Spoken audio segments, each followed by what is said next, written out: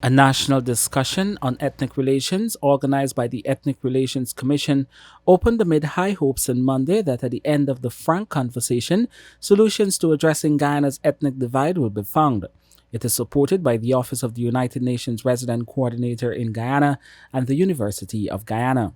Several panelists and participants in their recommendations under the theme How Can We Improve Ethnic Relations in Guyana urged constitutional reform to be among the practical fixes to the issue. The ERC is expected to collect all recommendations made and put them into a formal document to be submitted to the National Assembly and relevant stakeholders for consideration and implementation. Those making presentations and welcomed the move to hold a national conversation on the issue of race relations were UC Vice Chancellor Dr. Paloma Muhammad Martin, Deputy Speaker of the National Assembly Lennox Schumann, Professor David Hines, activist Ravi Dev, as well as public relations expert Christopher Kit Nascimento and consultant Renata Changasang.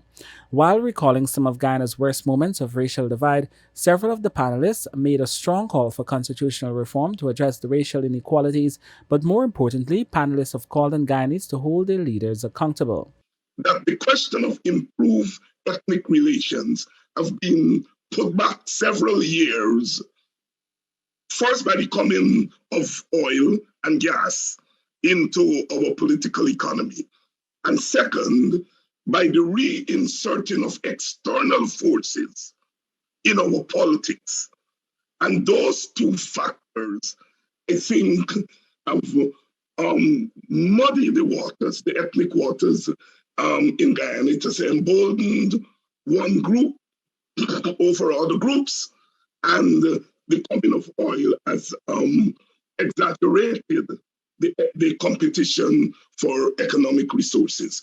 And so I conclude by saying that this task of the improvement of ethnic relations is a deep task that determines deep analysis and deep discourse rather than surface discourse or skirting around the issues. Many persons recalled the recent 5-month protracted elections period and said the need for ethnic harmony is urgent and should be addressed forthwith.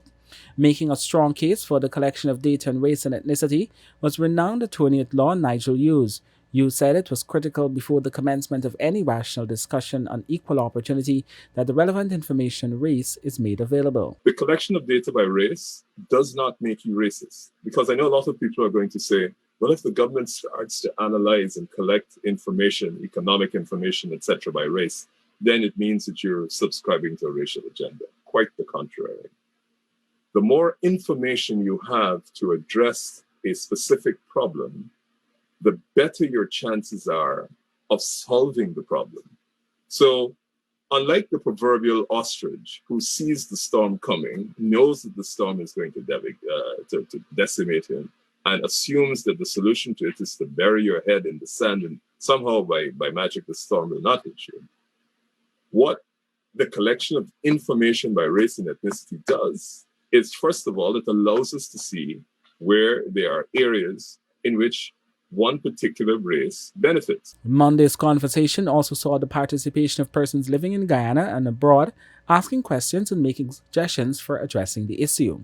The ERC hopes that these varying points of view of the presenters and participants can serve in some measure as a blueprint for possible solution on the related challenges that confront Guyanese of all ethnicity.